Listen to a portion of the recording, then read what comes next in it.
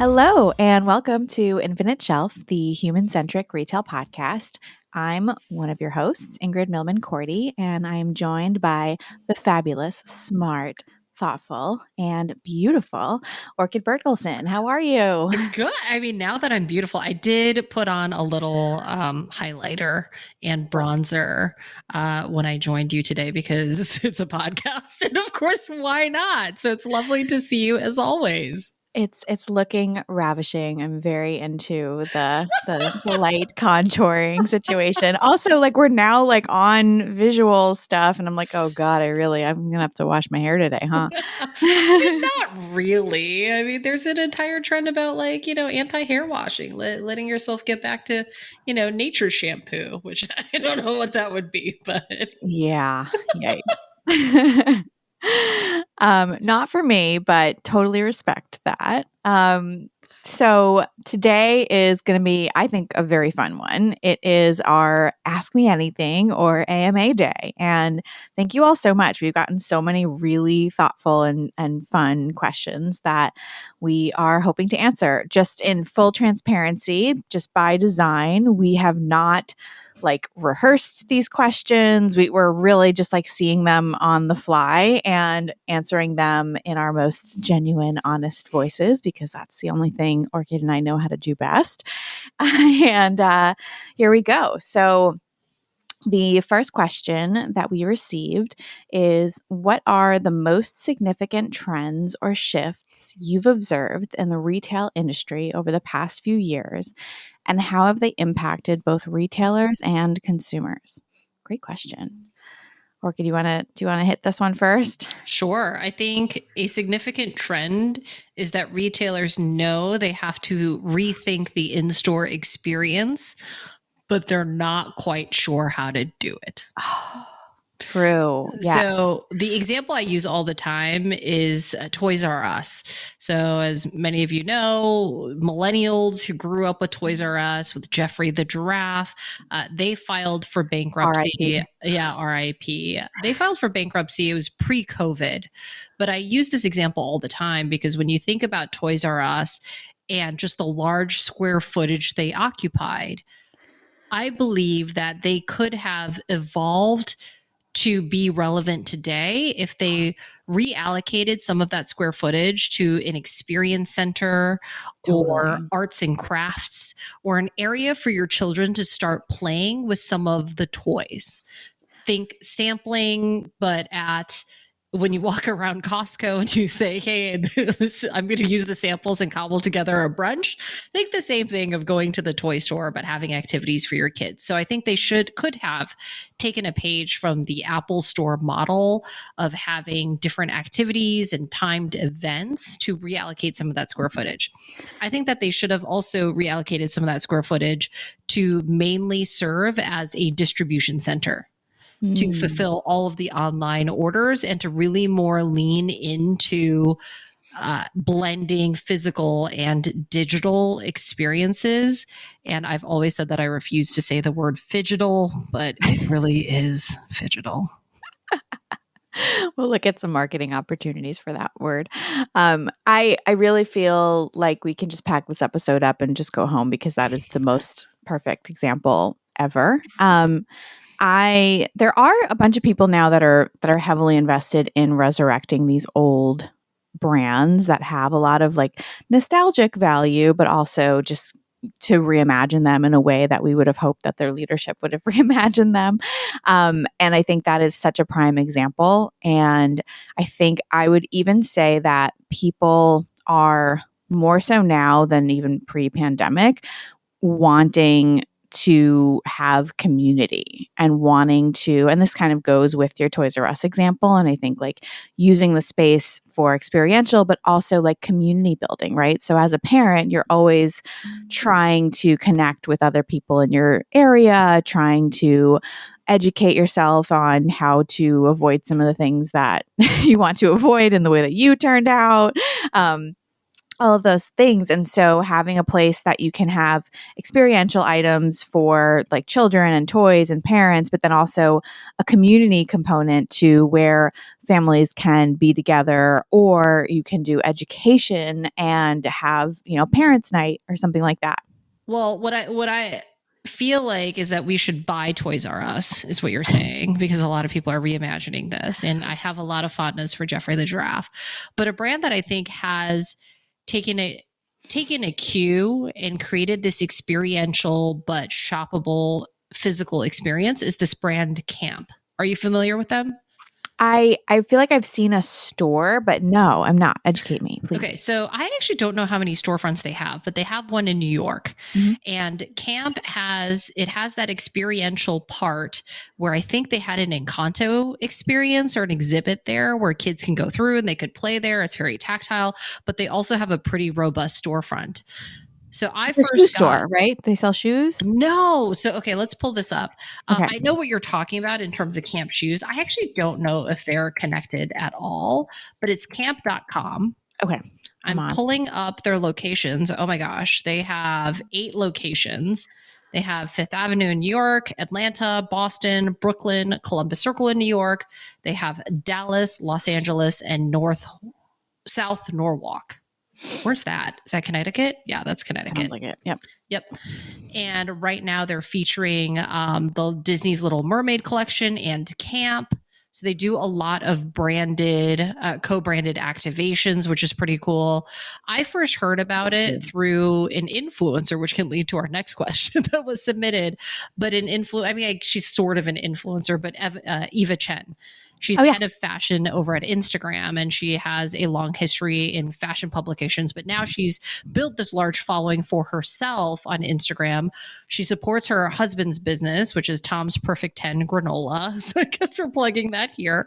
And she is a children's author, but she is very much about what life is like as a working mother in New York raising 3 kids. And they have this cute little lake house up in Connecticut, which was, I think, featured in Architectural Digest. So I first heard about Camp through her, and then Camp for me gained notoriety during Silicon Valley's bank run, which feels like it was a million years ago, but I think it was only a couple months ago. So Camp had their bank was Silicon Valley Bank. When they thought that they couldn't get money out of it, they decided to run a 40% off everything in store promo with the promo code BANKRUN Oh my God. because they had opened a new account at a different bank and they needed to load it up with money. So Camp does sell its own brand, co-branded items, but they also have just a lot of they carry Legos, they carry all kinds of toys. Got But it. I think they've done, outside of the drama, I think they've done an excellent job in creating events and party spaces, and then also having this, very much commerce arm. This is brilliant. And I love they call themselves a family experience company, which frankly just nails the whole concept of, at least I think what we're both in agreement on here, which is the biggest trend. To answer the initial question, what is the biggest trend in or shift in the industry over the past few years? And I think it's this one, right? It's this blending of everything. It's like you don't just go there to buy toys, but you go there they have clothes, they have experiences, they have these huge high profile partnerships with brands like Disney. And so I think this is such a great example of what the modern sort of marketing and branding landscape. This is a lifestyle company, whereas it used to be a lifestyle company would be like one brand that has, Ralph Lauren, for example, was the typical lifestyle company, and they would just have housewares, and they would have, it was just a matter of their catalog expanding to different elements of your life, which I think is great. But this is the modern iteration of what that is, merging the in-store experience, using the retail, having online, having all of those things. Such a great example. To your point, at the end of the day, you need to maximize your square footage, Yep. because when we talk about online shopping and the infinite shelf that is e-commerce, you can never hold enough inventory in your physical space, especially in large cities where you have even flagship stores, in order to hold all that inventory or all that assortment. So you do have to reallocate that space to something else. And to your point about Ralph Lauren as an experience, that actually just triggered my thought around Restoration Hardware and their Mhm. restaurants. Yep, the rooftop So restaurants. I saw a rumor that one of their restaurants got a Michelin star. Stop. Yes, that is actually true. Is that true? So it's an article from 2018. I'll have to find something more recent, but their Yountville location, I think, scored two. No, hold on. No. So, okay, sorry. This Yountville article is about how Napa already has a couple of Michelin star restaurants, and Restoration Hardware had opened up a location with a restaurant. And so the article was saying how interesting it was that they were trying to compete in this space where there was already a lot of upscale dining. But they've been getting a lot of buzz. They have, and I've had some really excellent meals at those Restoration Hardware restaurants. But again, it's I think the what you had said about maximizing your square footage. I think 10 years ago, you would have read that, or a merchant may have read that as pack more shit in there. Absolutely. Right? Absolutely. And Yes. that I think is the shift. It's not pack more shit in there or optimize your square footage usage in terms of like creative display options. No, it's actually, I think the new trend is the opposite, where you're still using that insight of maximizing your square footage, but it is the services and the experience and the reason to go somewhere physically that is the point in maximizing your square footage, which frankly actually means quite the opposite of pack more shit in there. It actually means really, really curate things, because people are completely overwhelmed with choice anyway. So please do them the favor of, you go into the difference between going into a store like, sorry, but I have to say, like Macy's, right? Where Or there's just like, Pottery Barn recently, where there's just ooh, so much everything shit everywhere. everywhere. You guys, get your shit together. You have a good brand. Don't ruin it. But like Macy's, for example, is just like a dumping ground of stuff. And there's just no rhyme and reason, and no, and there's probably examples of some Macy's that are not this way, but I haven't experienced one. So you have to deal with my experience. And so there's that. And then there's, a different experience where you go into a store like, and this isn't for everyone, but like Everlane, and they have 100 pieces for the season, and it's Or highly, Reformation. or Reformation, or all of these more curated stores that I think are offering the service that we are all craving, because the paradox of choice and just like decision fatigue is so real that the problem of like packing so much shit into your store is actually going to do the opposite. And so we're taking that lesson, we're curating, we're having a point of view that will also sort of have your brand stand out from and define itself as what you want it to be. And then you pack in other things like the experiences, the lessons, the community centers, the activities, all of the things that just meet your target audience, the restaurants, for example. So, I just want to make sure that we're being really clear on not like maximizing square footage in the really old school sense. And that I think is the actual shift. I agree. And I think it's about, when we talk about revenue per square foot, it's a little different, because to your point, it's not about the dollar amount of inventory that you're holding per square foot, right? You're not creating a warehouse for people to shop through, unless you're an IKEA or Costco, where that is very much part of the experience, right? That's And the even whole value IKEA prop. does a really good job of That's like true. curating. They have the showrooms, and you walk through the showrooms, and you get and you get embedded in how they want you to live, and it's really meaningful, even for a brand that isn't this like expensive prestige brand. They set themselves apart, and I think Target does a really good job of this too. I love They set Target. themselves apart by having curation. You know when something is available for sale at Target or at IKEA in the showroom or whatever, that they are exercising a point of view as a brand, which I think is in addition to like maximizing and thinking about your retail space and your online space sort of complementing each other. I think that the other trend that I would answer is just figuring out sort of how your brand lives within a particular lifestyle and a particular target audience that may have previously been avoided intentionally in favor of going mass and getting huge scale. And I think that in general, we're starting to see even mass brands, mass CPG brands, mass product brands that are everyday items starting to create sublines that are more niche and more relevant to people. Yeah, I think this idea of merchandising, right? What's old is new again. But when we're talking about these curation of the experiences, and to your point about Target, Target does a wonderful job of this, especially in their home goods section with their influencer or their creator lines, whether it's Studio McGee or McGee and Co. or was it Hand and Hearth Yeah. with Yep. Chip and Joanna Gaines. And every time you shop that, you get almost like a mini furniture store. And I Yep. think they've done a wonderful job with their beauty as well, now that they've invited Ulta into curating their beauty space. And now it allows them, especially with that brand partnership, to almost have the right to sell $60 face tonics versus the $3 ones. So, Or in addition to, right. right? In It's like addition the to, that's mixing. true. They're in two different spaces.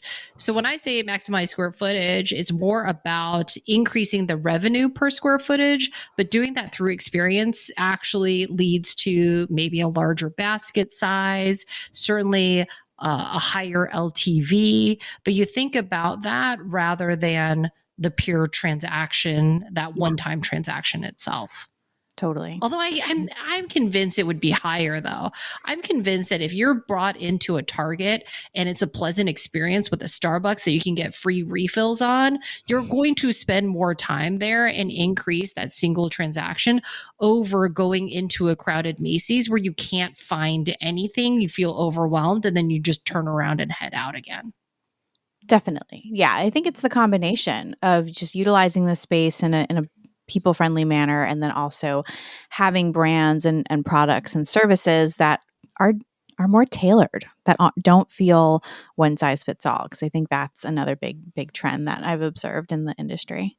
Because All we're all right. special snowflakes. Oh, that's right. I think we nailed that one, Orchid. What do you think? I think so too. I think if we go any further, we'd be beating a dead horse. All right, moving right along. So, question number 2 is, if you can go back in time, what would you tell your younger self when first starting out? Oh, I'll this let is you so take this one good. first.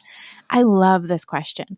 My advice to my younger self would be, don't worry about figuring it all out exactly to how you think you need to figure it all out within the timeline and time frame that you think you need to figure it out. And this is more to like my younger self, like my college aged or just graduating college age.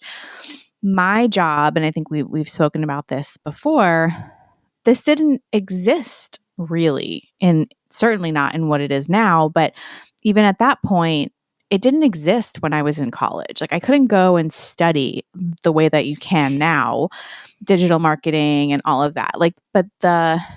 So, putting the pressure on yourself to have all those answers, and even thinking about that, and I think this is maybe more more pronounced for women. I think men think about these things too, but like thinking about when you want to have a career, where you want to be in your career before you get married and have children, if that's something that is on your, dream list, thinking about all of that, I think sometimes made it harder to make the right decision. And I think that I would go back and say, it's going to be okay. Work really hard, be really great at what you do, love what you do, and everything else will fall into place. Like chill out, basically. Younger Ingrid, you're making her out to sound very high strung. Maybe she would have been really good friends with high strung younger Orchid as well. Big time. I was so type A, like to a unhealthy degree. Same. I very much same. When I graduated college, so what was that, 2005? So same, social media was very fledgling. Mark Zuckerberg and I are the same age. So, I've got my eye on him. But no, I'm just kidding. With younger Orchid, who thought she was going to be an ambassador to the UN, and so took a law school job and then hated it, and so had a quarter life crisis and didn't know what I wanted to be now that I didn't want to be the thing that I thought I wanted to be. Stumbled into marketing and just had put this immense pressure on myself because I felt like everybody else in marketing had a head start on me. Because I really didn't start to really be in marketing until I was probably 5 years out of college. I had an assortment of other jobs. Same, actually. So I always felt I had this chip on my shoulder. I thought I was always catching up, and I always just had to grind it out harder than anyone else. And I will say that there is a healthy balance of a strong work ethic and knowing that you can succeed at something without putting so much pressure on yourself that you burn yourself out. And I've gone through that multiple times. So I think my advice to my younger self is to be patient, right? All things come. And that we all work with the adage of life is short, but I would say your career life is very long. So it's okay to take your time to figure out what exactly it is that you like. And the last thing I'll say, and this TikTok inspired me to think about it this way, but maybe there is no dream job. There's a sound that's like dream job. I do not dream of labor. And I was like, oh, that's a pretty good one. But I think it's okay to not have a dream job because you define yourself as something else or define yourself in a way that is disconnected from what you do for a living. Now, I can't do that, but I think other people can. And I think both things are valid. Yeah. I mean, this is similar to like, and this is maybe my second piece of advice would be like, there are seasons of your work life, right? The same way that there are seasons in every other aspect of your life. And so the one that is like prominent right now in my mind is, I have a toddler and I'm about to have a second child. And so having two young children is a very specific season in your life. And, you make decisions and your lifestyle accommodates those particular things that are going on, but that doesn't mean that that's going to be your forever. And I think it's the same thing with careers.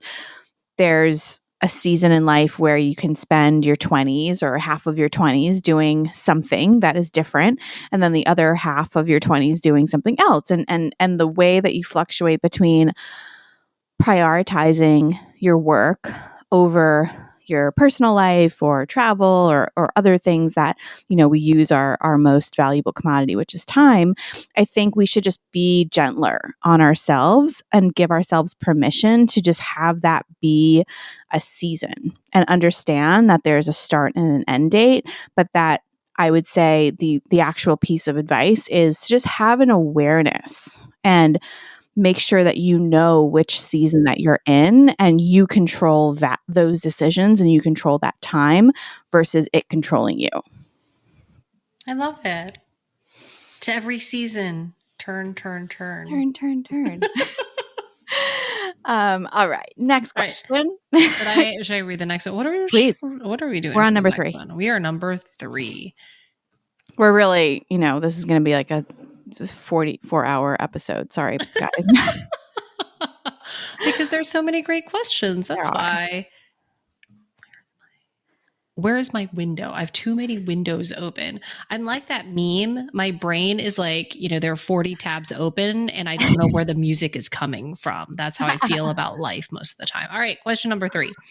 Do you think the age of the influencer is ending? If so, how do you think social media will change for brands? Good question. You want to take this one first? No, we just keep looking at each other. I don't think the age of the influencer is ending. I just think it's evolving and changing. Meaning how we define who has influence and who is an influencer is different. It used to be, and I hear the word influencer tossed about a lot. And in recent years, we've tried to be more specific about it, whether it's a creator or, a micro influencer, maybe it's a mommy blogger. And I think that what is going to happen is that at the beginning, we've all agreed that influence and word of mouth is very important. And I think now that is a broad umbrella term. And I think we're going to get more specific about what aspect or what person is providing the influence and what is the intended role of their influence. Is it for brand credibility, which I think happens brand or cultural credibility, which I think happens a lot with celebrity influencers, whereas testimonials and education is still very relevant when it comes to smaller brands and everyday people, but maybe, a more attractive version of everyday people, a more put together version of everyday people. I think that I totally agree with that. And this question has been creeping up, oh man, in some form or fashion. I don't know for you, Orchid, but for me, people have been pronouncing the end of the age of the influencer since like 2012. Like 10 years ago, they were like, oh, influencer is so over. And it just could not be more the opposite. I actually think the fundamental component of this question of is the age of the influencer over? I think it is so intertwined with human nature to look to others who you respect and admire, or want to have a component of their lifestyle that you can embed into yours as influencers is just will stand the test of time forever and ever. And it even goes back to, I worked for 6 years at the Estee Lauder companies. And so a lot of the really brilliant things that Estee Lauder herself had said remain in the corporate dialogue every day. And one of those things that I think about all the time is she used to say, telephone, telegraph, tell a woman.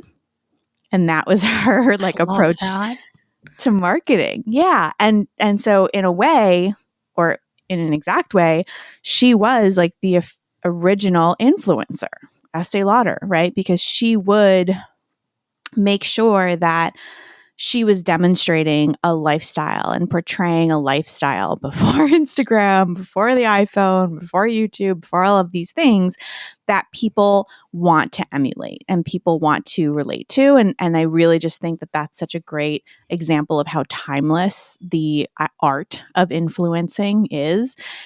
But I do think that, to your point, the way that we look at influencer, and it got to a point where brands just would press the easy button and they would just hire an influencer agency and they'd give them a bunch of money, and they would just not understand the influencer or their audience or the other items that they were selling. And it would just, you get what you give with influencers, right? So really having a point of view on who you want to represent your brand, why you've chosen those people and their audience in particular. Are you trying to gain scale? Are you trying to gain relevance? Are you trying to gain authenticity or authority over a particular category? Like, these are things that seem on their surface to be really, really straightforward. But in reality, I think a lot of brands haven't actually taken the time to realize what they are using this incredibly powerful channel and medium for. And that would be my recommendation is, let's please stop like being Nostradamus and assuming that the age of the influencer is over, because I fundamentally don't ever think that will happen. Humans are just not designed that way. But I do think that brands do need to activate more thoughtfully, and stop spraying and praying with influencers the way that they once did with like buying TV. Yeah, I agree with that. And I think to your point and story about Estee Lauder, it really comes back to authenticity.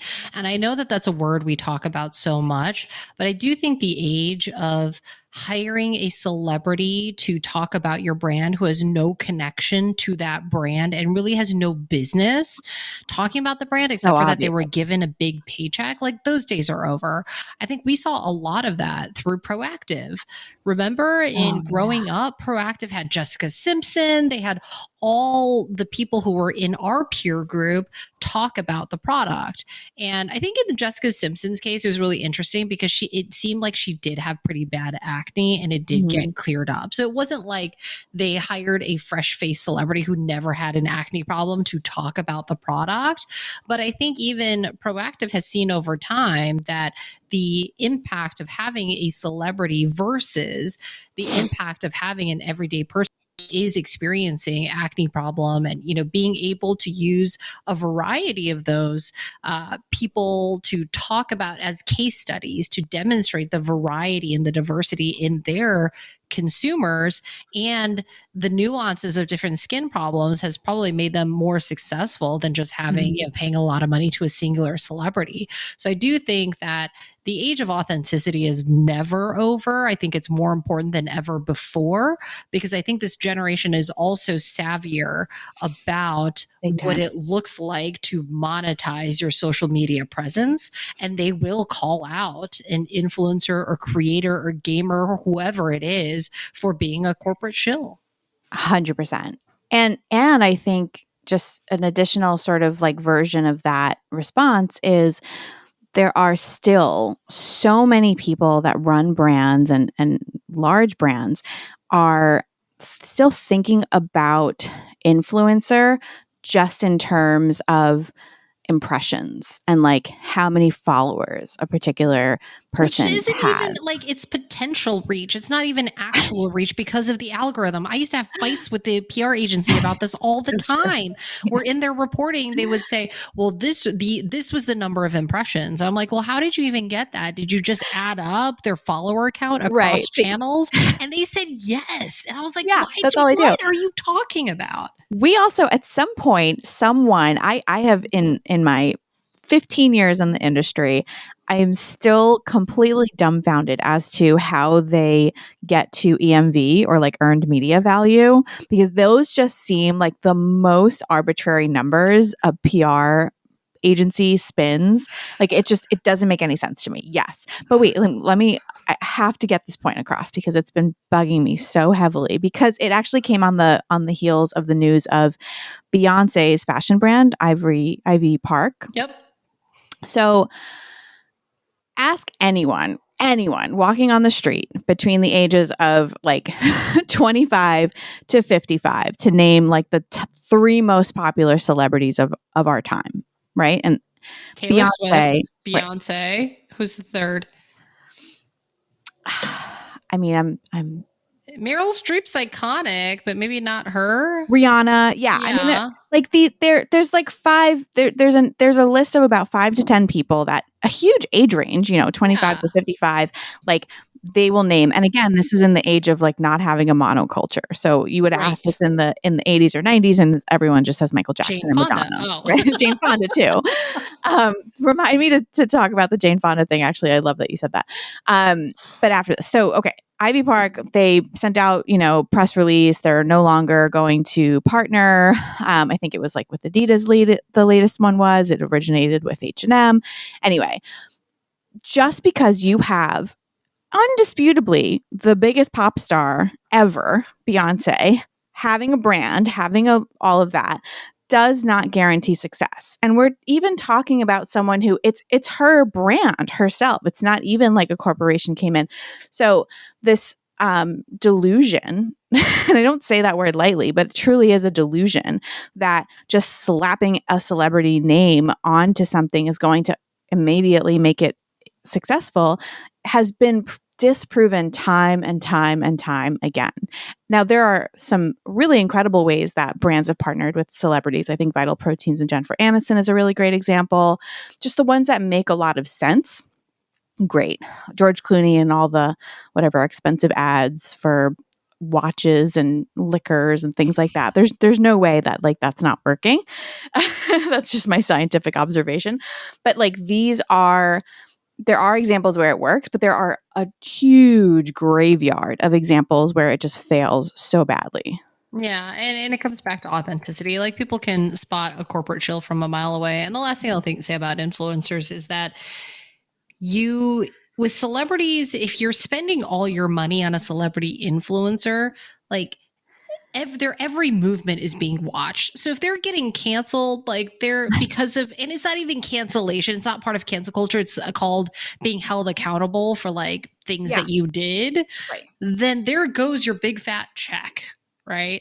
And so like there is this liability, I think, of just putting all your eggs in one basket that is inauthentic and can actually just be very anti-brand safe. Problematic. To put the dorky spin on it. Agreed. All right. I think we probably have time for one last question. Well, it's a request. It's not a question. It's a request. Oh, okay. So this isn't the question. That we'll do another one, but we all want to see Ingrid's TikTok For You page that I sent over to you, Orchid.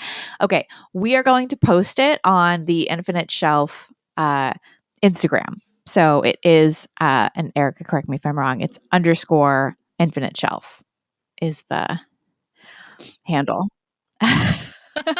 Erica confirmed. Thank you, our amazing producer, Erica. Okay, so _Infinite Shelf. Follow us, comment. Please don't comment on the fact that all of my shirts are blue and white striped somehow. I don't know how that happened. I didn't even notice that. That's just oh my gosh. I was like, what the hell? I guess that's my brand. Today I like intentionally did not wear blue and white striped. I just wore white. So really just killing it today. Fashion. I like the strong shoulders. Oh, thank you. It helps balance out the like enormous like basketball that I have in the center of my because you're pregnant. Because I'm pregnant, yes. And because Doritos. No. Doritos are delicious. Regular or Cool Ranch? Oh man. It's the question of the ages, Orchid. I don't actually I love both. Sometimes I really want Cool Ranch. Okay. And sometimes I really want nacho cheese. Okay, how about this? Cheetos, crunchy or puffy? Oh, puffy all day. Really? I know. Okay. I know. I like the crunchy ones. I like them, but like if I had to choose, I'm a puffy gal. We should actually just do a quick fire game of favorite things and doing a head-to-head challenge. We should do like a snacking bracket or something. I love that. Let's save it for another episode, but I am down. Challenge accepted. All right. So Orchid, I'm going to put it on you. You pick. There's a lot of other questions here. Maybe we'll do a part 2 if you guys all like this. I think we might need to do a part 2. Let's do a part 2. I have a call I have to run to because capitalism. The art of having a full-time job. Okay. So it's been super fun. We're definitely going to have to do a part 2. This is a lot of fun. Also, audience, please let us know if you like this format, if you have other questions. Let's figure it out. Maybe we do 1 or 2 episodes this season with an AMA. Talk to you soon. Thanks so much, Orchid. You're the best. Right back at you. Bye. Bye.